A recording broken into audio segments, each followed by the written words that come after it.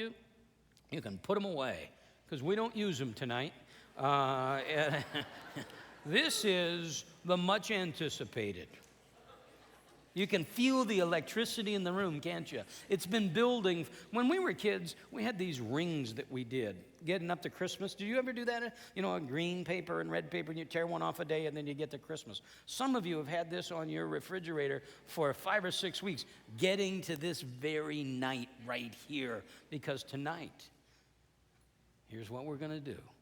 What I learned on my summer vacation. Here's the good news. Part 1. Oh, yeah! Woo! There's more. Yeah, part 1. So we're excited about that. I was at the music kickoff on Friday night, and I was going around the room and just, kind of doing what I try to do and say hi, make sure everybody's okay. And 2 times I introduced myself to somebody, and they said, "Who are you?" Now, I knew then I'd been gone a little bit too long, maybe, but they were new to the church. If you're new to the church and you said, "I came here because of solid Bible teaching, chapter by chapter, verse by verse," you don't need to leave. This is just kind of annually something that we do. And what you'll see, I hope, tonight is that these things that we look at will drive us back to the Scriptures. I'm teasing a little bit. It's a time when I talk about what I learned, what I read, what I heard, what I experienced, what I observed. And really, the last 4 or 5 weeks becomes the text for tonight. And as I said, just be patient with us. There'll be 2 weeks of this, and then we'll be back into studying the life of Christ. Let me answer some questions that I get asked all the time, and just this would be a great way to do it. How was your vacation? It was excellent. Tyler asked me yesterday, what was the best day of the vacation, and I couldn't pick one, literally. It was a great time. Where did you go? Here's what I did. I literally ate my way through North America. I have been doing nothing but eating since August 1st. Again, at the music thing the other night, they were talking, and I said, I guarantee you this, I only got 1 pair of pants that I can wear on Sunday, and it's a pair of black pants. So I may be wearing these, go to the cleaners. You may see these pants for like a month now, because I'm so fat, I cannot get into anything else. We started in Alaska, and that was part of the cruise deal, and we took some people from here, and we had a great time, and next year we're going to do New England. Maybe you'd like to join us on that. But here, this summarizes it all. Because everybody talks about the food. The food's fine. It's okay. It's nothing great, but there's a lot of it. But there's also always a grill, okay? The third day, I walked up, and there's this little guy, this little Indonesian guy, and I walked up, our eyes met, and he said to me, "Double cheeseburger, extra cheese." Now that summarizes, that's how I was known to 1,900 people. So we were there, we were up in Flagstaff. We had a terrific time in Flagstaff, and we were just in Cannon Beach. We just spent a week at Cannon Beach. Gentlemen, let me speak to those gentlemen who are married. Ladies, you need not listen to this. Guys, I say this all the time. If you want a romantic time, don't run over to San Diego with everyone else right now. Fly to Portland, drive 90 minutes over to the coast. You can go up on a Thursday afternoon, spend Friday, Saturday, Sunday, come back Monday afternoon, and you will feel like you've been gone 2 weeks. It is magnificent, and it's very romantic. Susan's constantly trying to get me up there. I'm saying, keep going up. I wish. What did we do? We relaxed, we ate, we read, we had fun, we talked, we had some family time and some friends with us. Did we have fun? We absolutely did. Are you rested? Yes. Are you ready to go? I really don't have a choice. So, knows the answer, by the way. It's really interesting. I'm always anxious to get back, and this year I was not, busting to get back, but I am glad I'm here, and we've had a great day. So what I learned on my summer vacation, one of the things I did is I read a lot. For me, I'm a slow reader, so it's a little cumbersome for me to read, but I read 2 or 3 novels. I read a ton of magazines and periodicals. And I've got some books here, I read a total chick book, written by a gal about her sister, forward by Katie Couric, entirely, this is totally a woman's book. But I read it. If you look, it's all dog-eared, and I learned some stuff, and I'll probably pull some stuff out of there for next week. I read a book on the Panama Canal, which was fascinating. By the way, tonight on the History Channel, talk about having you on the edge of your seat. Tonight, 9 o'clock on the History Channel, the War of 1812. And let me tell you, most of you don't know much about the War of 1812, and you ought to, because that's a really important event in history. That is the war that freed America.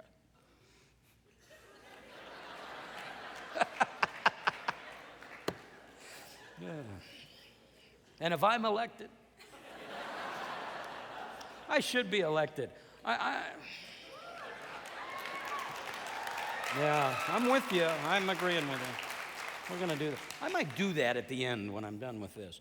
I read a book on the art of travel, and this is kind of weird. I know, it's silly, but it's really good. In this guy, here's this guy at the beginning. He's talking about, this is a little off, so just hang with me.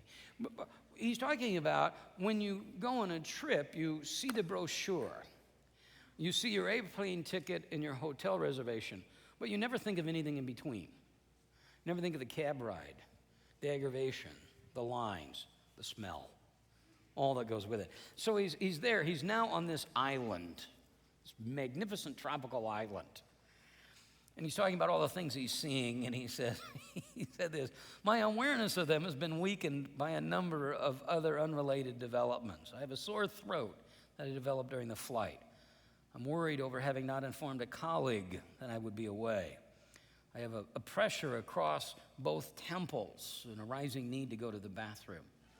I have a momentous, and here's the line, I have a momentous and until then overlooked fact that was making itself apparent. I had inadvertently brought with me myself to the island. So that was a pretty interesting account. Here's the book, and I'm going to go ahead and put the cover of this up on the screen for you, Life 2.0. I spent some time on this. I found it at the bookstore. When we were in Flag, I was in Barnes & Noble every day for an hour or two, just kind of reading on their dime and hanging out. And this is by the publisher of Forbes magazine. And I would say it's pretty interesting reading. Here's what this guy starts with, a variety of things coming together. He starts with this just fact. Here's the fact. A third of your jobs, he's talking about white-collar jobs now, not manufacturing jobs, are going overseas. They're gone. It's not just calling on a phone and asking for information. We know those service centers are gone. He's talking about a hospital in Massachusetts that basically took the radiology department from here to here, saved themselves millions of dollars. They take the MRIs and email them to India, and the techs there read them, and they're working for a fraction of the money that you and I would work for. Not making a judgment on that. To me, it's good. It's free market. That's life. That's how you figure it out. But he's saying this has huge ramifications for us, for you, for a nation. It has huge ramifications for California. He's saying that thing is just going to implode. You want to see property values plummet, watch over there. And hang with me just a second. He was a high school student in Bismarck, North Dakota, and he said at that point in time, and I'm using these numbers to prove the point, if a $100,000 house in Bismarck was available in Palo Alto, it would cost $200,000. That $100,000 house in Bismarck today would cost $1.3 million in Palo Alto. So as the jobs go overseas and the things move out, all of a sudden, you're in the Silicon Valley, all of a sudden, you're not going to start a company up there because the expenses are too high because you have to pay people too much to live in these houses. So what's happening is an exodus from New York, California, say, to Des Moines, Fargo, Bismarck. It's real interesting. Hang with me, would you? He divides the cities that you might want to live in into 5 or 6 categories. One of them is family-friendly cities, porch swing communities, he calls them. Here you go. And these are cities that are starting to take off. Ashland, Oregon, Bismarck, Boise, Des Moines, Bowling Green, Columbia, Missouri, Fayetteville, Arkansas, Lincoln, Nebraska. Of course, you'd have to give up college football if you moved there. Woo! He's on fire. Spokane. And then he mentions some other ones, Dubuque. And then he talks about these kind of what he calls best small towns. First one he lists, Bisbee, Arizona. Okay. By the way, stuff's starting to explode down in Bisbee, interestingly enough. Douglas, Georgia. And then he's got a whole bunch of these. French Lick, Indiana. Grants Pass, Oregon. McCall, Idaho. Oxford, Mississippi. And then he talks about IQ campuses or emerging centers around biotech and infotech. Here's what he's saying is, you're going to see cities explode that have universities, high levels in science and computers. And so they're exactly the cities you would think of. Ann Arbor, Boulder, Athens, Georgia, Iowa City, Lawrence, Kansas, State College, Madison, Missoula, Austin. And then he just starts talking now about cities. Let me give you just one more. Fast-growing cities. And under fast-growing, I want to make sure I'm right here. I think under fast-growing, under fast-growing, he's got the only two Arizona. He lists Tucson and Yuma in there. And then he just talks about a bunch of stuff. Really interesting. What he does is he writes this, and he reports on it in Forbes, and then he starts getting these emails from people who've done this. They had been these guys who had run companies, and they were major executives on Wall Street and in the Silicon Valley, and they had sold what they had and moved to Green Bay. And now he gets his pilot's license and flies around and visits them, and this book is the result of it. Long way to get to this point. He's talking about learning to fly. And he writes this: flying a small plane is said to be 7 times more dangerous than driving a car, 40 times more dangerous than hopping on a commercial airliner. The risk is equal to driving a motorcycle. Mechanical problems with airplanes itself account for a small percentage of accidents. The rest can be chalked up to human error, usually pilot error. Most fatal errors are caused by flying into clouds or evening haze without a proper understanding of instrument flying. This is how John F. Kennedy Jr., his wife, his sister-in-law met their death on July 19th, 1999, beginning his descent from 5,500 feet into Martha's Vineyard in his new Piper Saratoga. Kennedy lost the horizon in the evening. Now, listen closely. This is frighteningly easy to do. Lacking an obvious reference point, such as a horizon to check if the airplane's wings are level, the average non-instrument rated pilot will lose control of his airplane in 45 seconds. Flying by gauges is safer, but it's counterintuitive. I know this because one day while I was flying with an instructor through the clouds overlying Los Angeles, I became convinced we were nose down and losing altitude. All my instincts screamed at me to pull the yoke back and raise the airplane's nose. The gauges told another story. We were flying perfectly straight, perfectly level. Had I raised the nose, as every cell in my brain implored me to do, I would have slowed the plane's airspeed and perhaps to a point of stall or a Kennedy death spiral. Now, as I'm reading that, and that's a great point. You can see this connection, I think, coming pretty quickly. As I'm reading that, I'm reading through the Old and New Testament in the Message, the paraphrase from Eugene Peterson.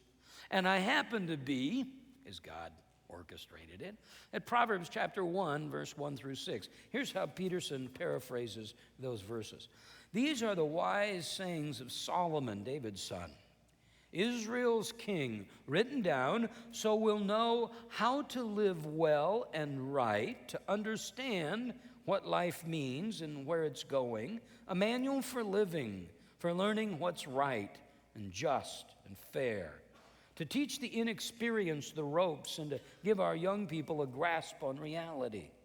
There's something here also for seasoned men and women, still a thing or two for the experienced to learn, fresh wisdom to probe and penetrate the rhymes and reasons of wise men and women. So when I'm flying my way through life, there are going to be times when my feelings, my emotions, my senses are going to tell me, do this. But counterintuitively sometimes I need to know, just like that pilot in the midst of that haze and fog and clouds need his instruments, I need something that I can navigate by, something I can trust. Here it is. See what Solomon says? See, it's what's going to tell me how to live and how to live right and how to understand what life means.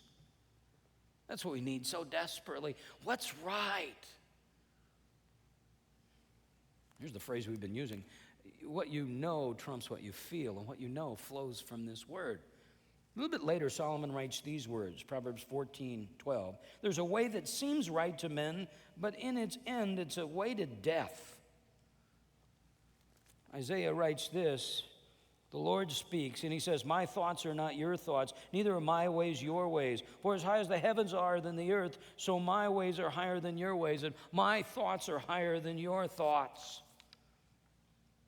Just like that pilot who's saying everything in every cell in my brain tells me we're going down. But the one thing I can trust are these instruments, and they telling me this is what's right.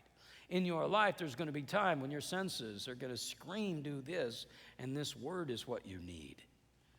Part of what I like doing this, what I learned on my summer vacation, is to kind of help us look, if you will, at a Christian worldview. By that I mean look at the world around us from God's perspective, the perspective we get in the written word.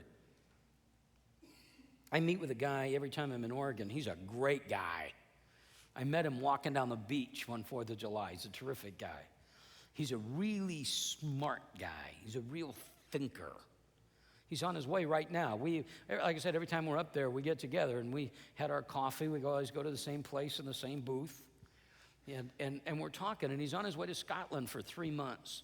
He's going over just to think and to write. His daughter's going to be in school in Edinburgh, and it's a great time for him to go, think and write.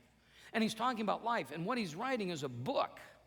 And it's a book to kind of explain our life and then counter parallel universes that are out there. And so the book, I said, how you doing in the book? He started the book in 1983. I said, how are you doing in the book? And he said, well, I'm up to 10 books. And I can't really finish the first book till I finish the last book because the last page of the last book is the first page of the first book. I don't know either, okay?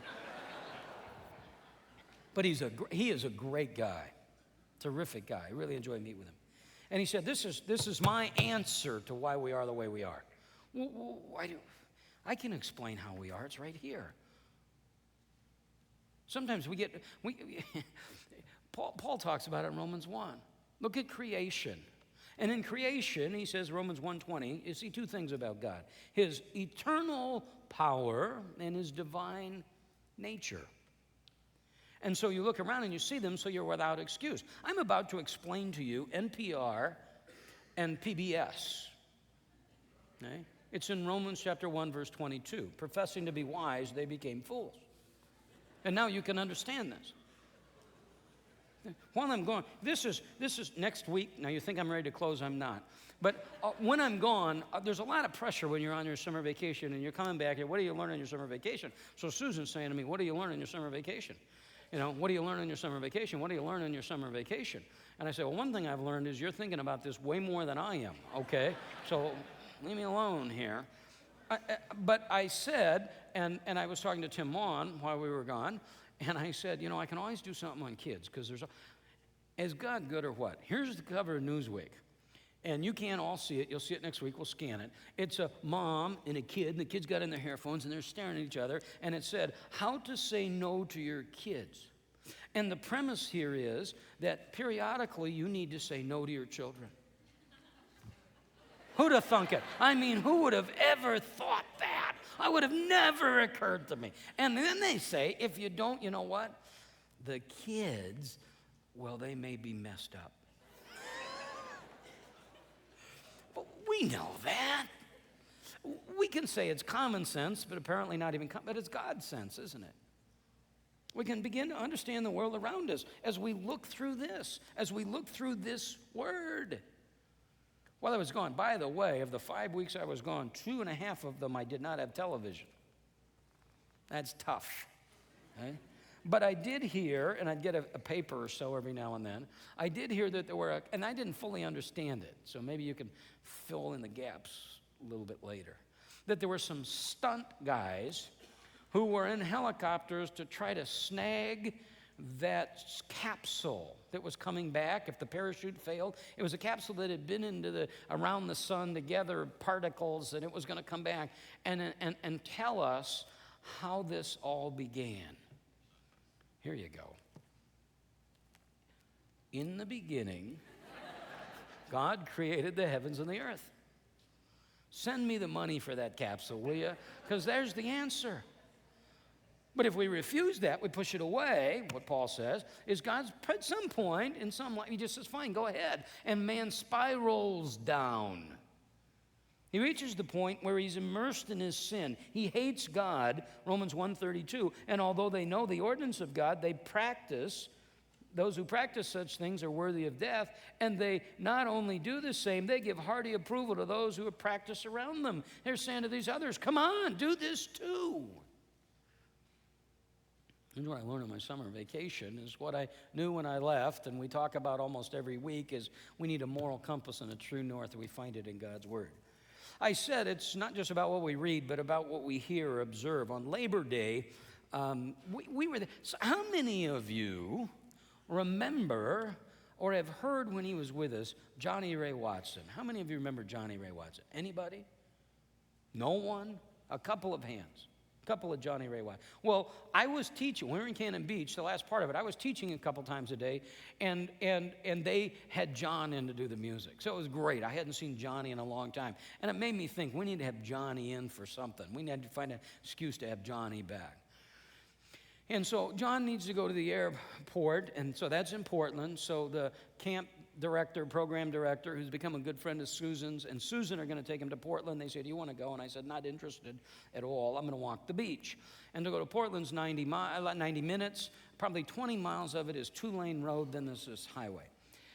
As we were getting ready to leave, we heard there was a crash on the highway. There had been one the day before. We thought maybe they were just late getting it, but it was a crash. So they take off.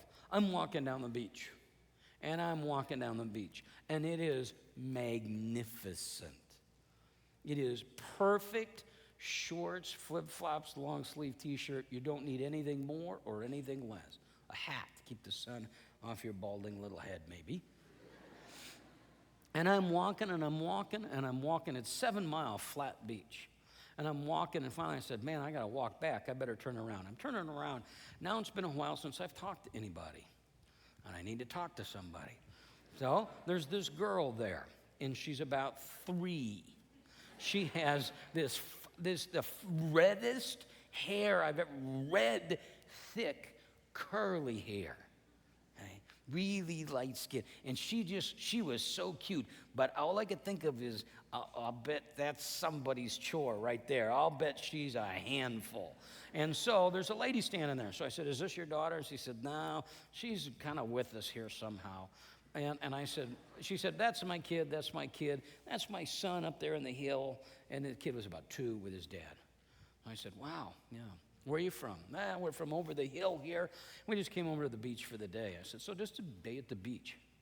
She said, yeah. She looked, she looked like she was thinking about something else. She looked dazed. And I said, well, how was the trip? She said, weird. I said, why was it weird? She said, as we were driving over, we came on a car wreck. And I was the first person on the scene. And in the car were 2 girls. She said, I would guess they were seniors in high school, maybe college. Found out the next day they're both 18. And she said, when I got there, and I was the first one, they were both dead.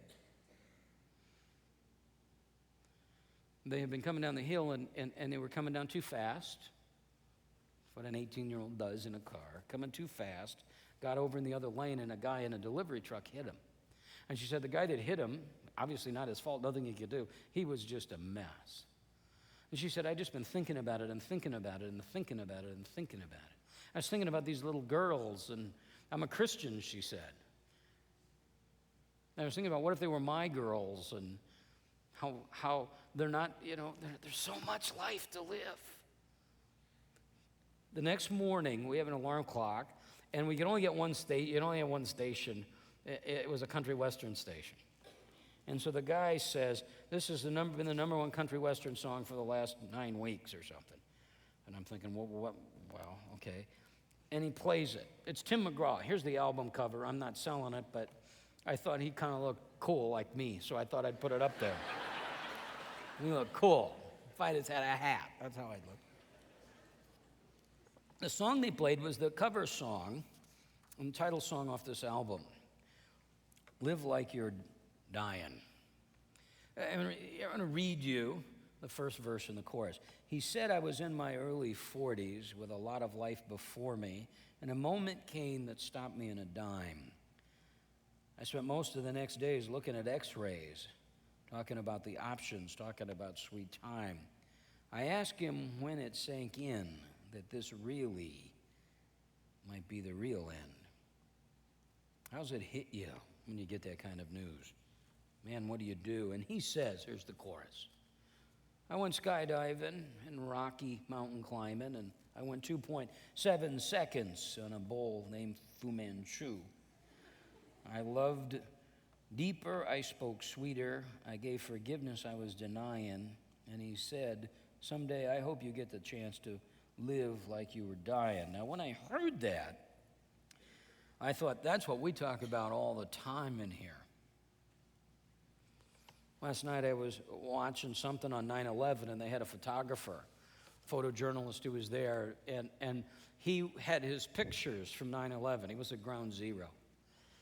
And he was talking about the experience. He was talking about the day unfolding, and he said, I realized at that moment when that tower, that first tower fell, and this wave, 30, 40 stories high of ashes and dirt and paper and glass, I realized then I wasn't ready to die.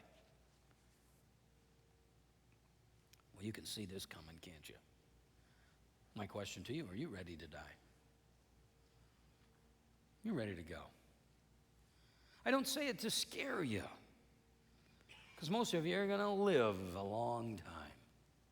But are you ready to die? Now, at this point, you expect me to talk to you about the gospel. And hopefully you never grow weary of hearing it, and I hope I never grow tired of talking about it, of reminding you that we're all sinners and separated from God by our sin, and that on our own we're destined to hell, but Jesus came and died so that we could have eternal life. And I hope you get that, and that's a constant message here at East Valley Bible Church. And if you want to talk to somebody about that, there'll be somebody up in the front of the conference center, worship center, here after the service. I want to talk, though, more about, here's a booklet that our care ministry put together. You can buy it. I think it's $3. If you are the parent of adult children, you ought to go buy this for them. Because it talks about a bunch of stuff that you don't want to talk about or think about. Powers of attorneys and organ donors and who should be contacted when you die, and what are the records you have, and who's got control of them. You know, what's some information about a funeral home, and who would you like to sing at this funeral, and great helpful information, list of funeral homes and cemeteries, a list of hospice care, and books and articles on grieving, and some important Bible passages. Great stuff. But after that is this little thing called My Life and Loves. And the idea is this, that following your death, there's going to be an opportunity for people to talk about your life. And it would be helpful if they had some information. So here's some things that you can list. Hobbies and interests that you enjoy. Organizations and activities that meant a lot to you. The values and qualities for which you'd like to be remembered. The beliefs and truth that you'd like to pass on to your loved ones. This is really important stuff. Look at. If you're here and you're a young dad and you don't have life insurance, you're foolish. But you need to take care of this stuff. You need to have the wills, and you need to do all of this stuff. I don't sell it. I don't get anything out of it. I'm just telling you, you need to do that. But I like this section. This anticipates that moment when you're going to be laying here dead. And we're going to be gathered around trying to figure out something to say about you. And it'd be best if at that moment we didn't have to lie too much, okay? But this makes you think, even if your descendants never read it, it's helpful to you. What do you want to be known for, remembered for? What values, what qualities, what beliefs, what truths? And the obvious connection is this. If you want to be known as a good friend, a faithful worker, a compassionate person, if that's what you want to be known for, then it's fair to ask the question, is that the way you're living? I think this is really a helpful exercise. I don't care if you're 18 or 108. That's a helpful exercise because it's going to jar you to reality and help you take a look at this and ask those tough questions. By the way, the song right after this, Live Like You're Dying, was probably more up my alley. It was, I know what I was feeling, but I don't know what I was thinking. And it was a song about the previous evening, and I tried to find the words to that, but I couldn't. I thought that would have been good. So that's the second thing. Here's the third thing. It's the last thing. My mother never sends me stuff. She never sends me articles or cartoons or any of that stuff. My dad does. My dad's always sending me the obituaries from back in Davenport, or he'll call and say, remember so-and-so? And I'll say, no, I don't. And he goes, yes, you do. Remember that? I say, well, I don't remember. Yes, you do. You played Little League with him. You played first base. He played short. You remember? I really don't. Yes, you do. Remember the guy? And I say, no, I don't. And then he'll say, well, it doesn't matter anyway. And then he'll tell me the story. My mom never sends me anything, but for some reason, she sent me this. She sent me actually 3 or 4 things. And I thought maybe I'd end with it. It's about the idea of getting old. And it's talking about as we age, things change, our thoughts change. Even the way we respond to the whole idea of how old are you changes. I will, a lot of times when I'm across the campus or you've got kids or something, just what I'll do to try to connect with them is say, how old are you? And I'll hear something like, well, I'm going to be 5. Well, when will you be 5? January. Okay, you're 4. Okay, you're not 5. You're 4. You know, you may not like it, but you're 4. And I'll say, well, I'm 4.5. Well, we were talking about at the other end of your life, it kind of gets that way at the other end. Because I'll meet people all the time, and I'll say, how old are you? I'm going to be 90. Well, how old are you? 81. But they love to, it's funny. When you get to the other end, we talk. In fact, I heard there's a gal, she was 104. And so they were interviewing her for the paper, and they were asking her, what's the best thing about being 104? And she didn't miss a beat. She said, there's no peer pressure. And so...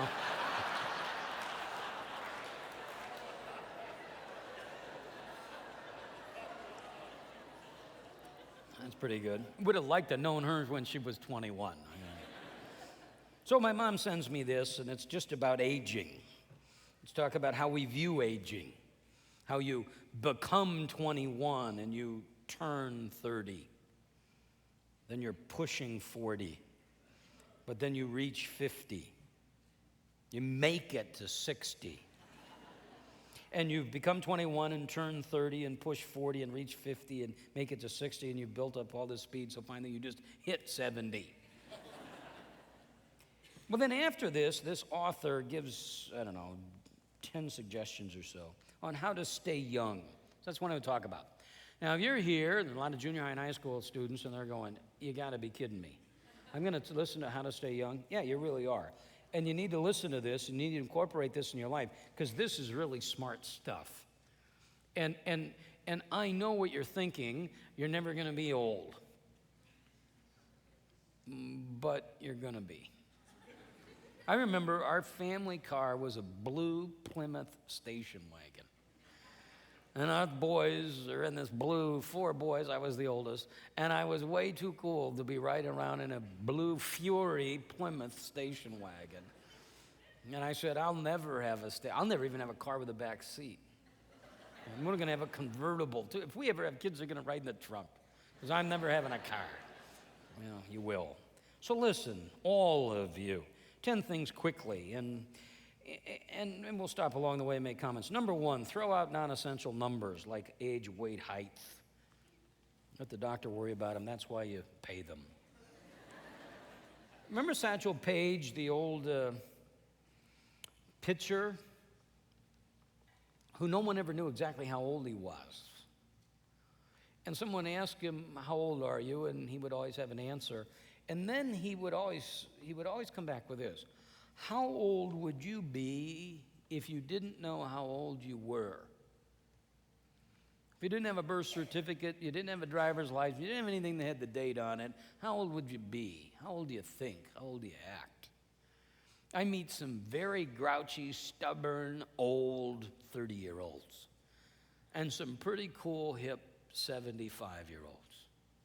I met a couple on vacation. We had dinner with them. As Providence would have it, we sat down at the table at the conference center. They sat next to us.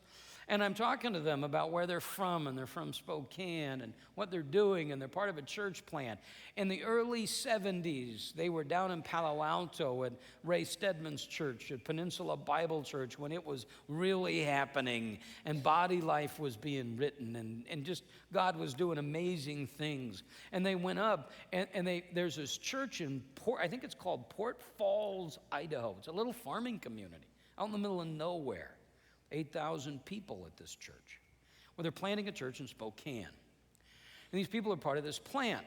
And I said, "How's it going?" They said, "It's going great." I said, "Do you like it?" And they said, "No, not hardly anything about it. We were used to Bible, chapter by chapter, verse by verse, expository teaching. That's what Stedman did. That's what our old pastor did. We are seeker-sensitive. We have communion every week. Our messages flow from the scriptures, but we're really targeted toward the unbelievers. And we don't like the music. We don't like pretty much anything about it."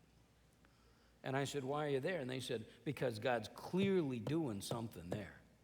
And all the churches that we liked, and all the churches that did what we liked, not much was happening. And we just thought, if God's moving over here, let's get involved. And so they host a small group, and they're becoming part of that church. They were a very young, old people. Here's the second thing. Keep only cheerful friends. The grouches will pull you down.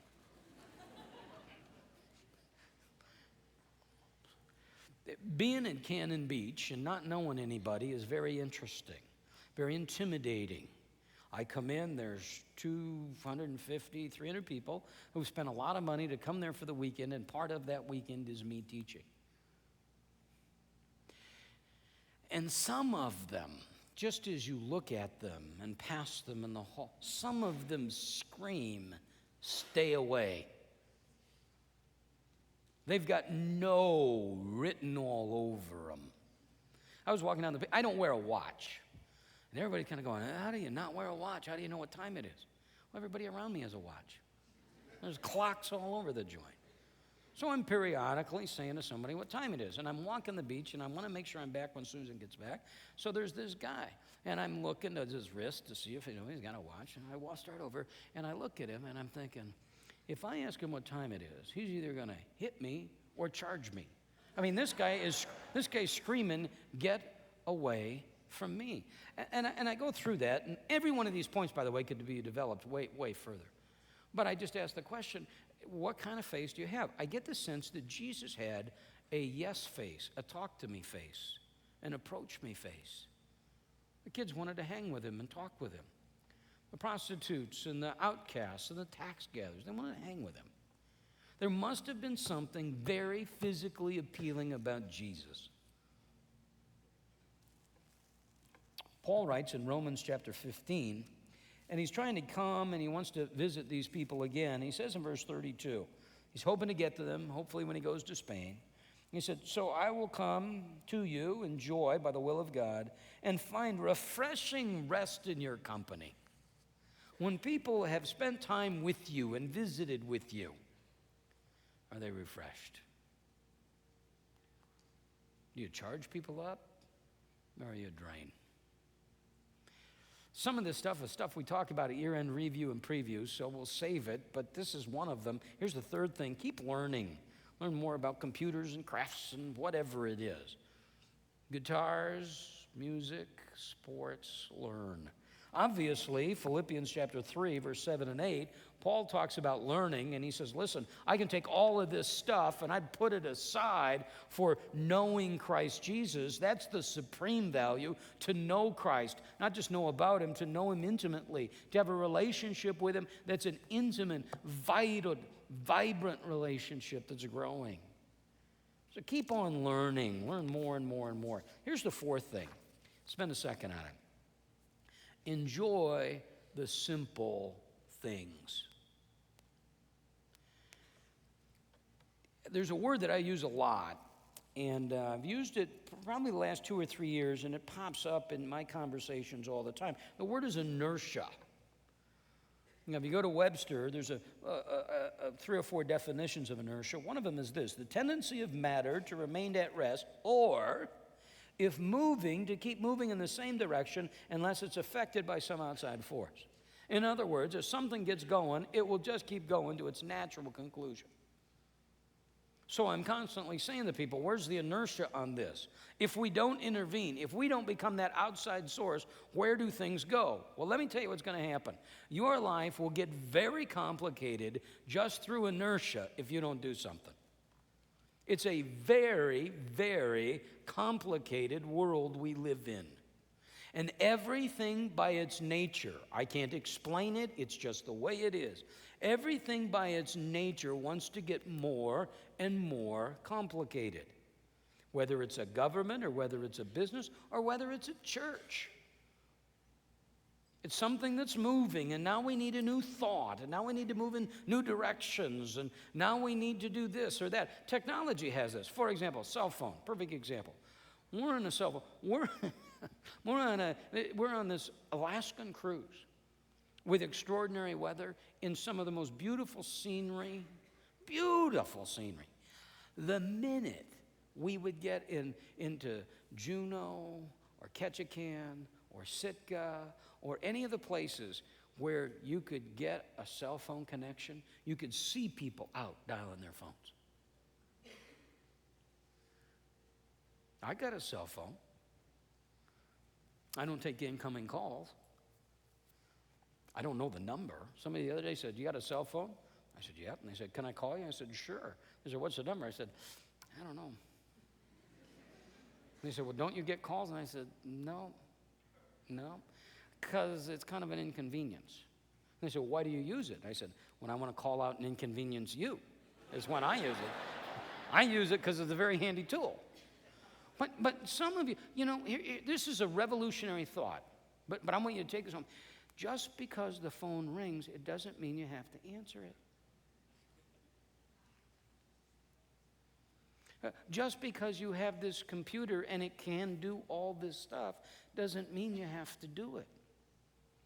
The inertia of your life will get you very complicated. I'm telling you, I'll talk to some of you, high school students, you guys can give witness to the truth of this.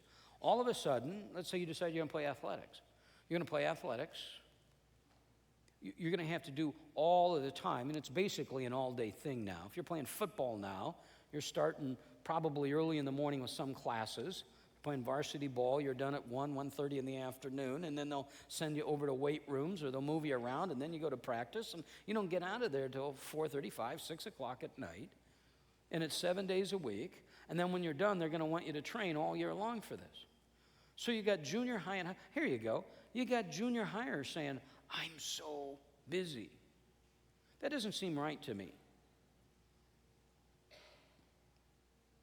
It's the inertia. Here you go.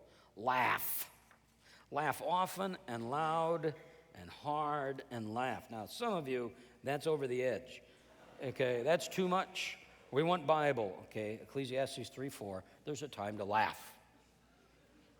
It's just like, here you go. I'm Richard Dreyfuss. This is What About Bob. I'm giving you a permission to laugh, to enjoy, to relax, not to be frivolous, but you know what? To enjoy life.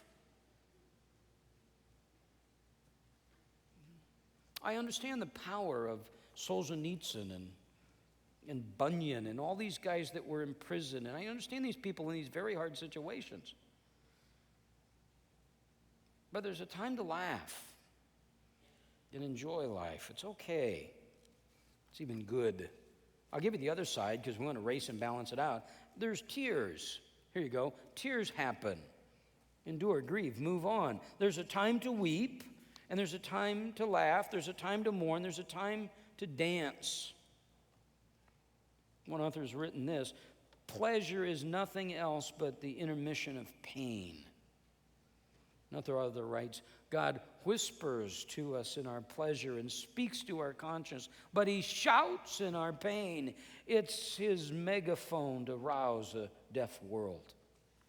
There's pain in life. There's hurt. That's part of it. Here you go. I left this all in there. I wouldn't typically use this. Surround yourself with who you love, whether it's family, we're moving out on the edge now, pets, keepsakes, music, plants. Can I just let me just tell you something. If you're carrying around this plant because you love this plant, okay, have you met my plant Bob? Okay, Bob's my friend. You got issues. I left that in to get to the last sentence. Your home is to be your refuge. Webster talks about a refuge as a shelter, protection from danger and difficulty, a safe place. That's what your home's supposed to be. We'll talk about this at length next week. But that's what your home's supposed to be. It's supposed to be a place where you relax. And some of you have homes filled with tension, filled with pressure, going like this, and everybody. That's not the way it's supposed to be. It's supposed to be a refuge from all of that. Talk about it at length next week. Cherish your health. If it's good, work at it. If it's unstable, improve it. If you can't improve it, get some help. We talk about stewardship. One of the things is to steward is the life that God gave you. Here you go. I'm all for vacations, but don't take guilt trips. Paul writes this in Philippians 3. He says, speaking of this life and why God's called him, he said, brothers, I don't regard myself as having laid hold of it yet, but one thing I do, forgetting what lies behind, I reach forward to what lies ahead. It's so important to evaluate and remember the past, all of those things. But you don't need to be captive by them. Here's the last thing. Tell the people you love that you love them at every opportunity. I'm not very good at this. My kids are really good. Almost never will you have a conversation with them where at the end they don't say, hey, Dad, I really love you. I thought about those two girls in that car on the way to the beach, and I wonder what their parents' last words were to them. And I tend to think of it like if it were me. Because I would have probably said something to him like, hey, well, you know, I don't understand you. I don't understand what's going on. You need to get your life together. You need to get this figured out. You need to figure out what now you're in college now. Grow up a little bit. When you get back, we're going to have a conversation. You need to figure out that major. By the way, can you take this out of your nose? And I understand, you know, all that stuff. But I think you got a better shot at really communicating to them if they know you really love them. And you got to figure out what are those tough issues. It's hard to do, isn't it? You have to know when to say no. Next week. How good is that? The man is smooth. Part 2 next week. What I learned on my summer vacation. Yeah, man. Yeah, you're nice. Yeah, well, thanks. You're very generous and patient. Thank you. Let's pray. We'll get you out of here. Father, thank you for this. We thank you for just those words. Just common sense. We hear them and we go, yes, yes, yes, and yet now it's time to apply them, and for whatever reason it doesn't work. I don't know why. So God, give us the strength to live in a way that brings honor and glory to you. Help us be the men and the women, the students that we want to be and know we're supposed to be. We find all these reasons and all these excuses. Our biggest problem is very simple, Father. We're sinners, and we tend to like our sin more than we like you. So change our hearts, change our minds, change the way we think and the way we feel. I look at that bulletin and I see all that you're doing here, God, and we thank you for that. We pray for all the activities that are listed. So cool to come out of here in the morning and see literally thousands of items coming here for an M25 project. To see those tangerine shirts. To know the students that are over in the conference center up in room 200. The children who are getting that loving care, that nurturing, those lessons, the truth. Father, we pray for all of those things, for the adults, for the getting plugged in, for the institute classes, all that will happen this week, the small groups, men's ministry, women's ministry, for the Parent Summit tomorrow night, for Fuel on Wednesday night. God, you have been so good to us. You've blessed us with so much. Make us faithful stewards of all that you've given us. God, we love you. We thank you. We praise you. In Jesus' name, amen. Have a great week. We'll see you next week.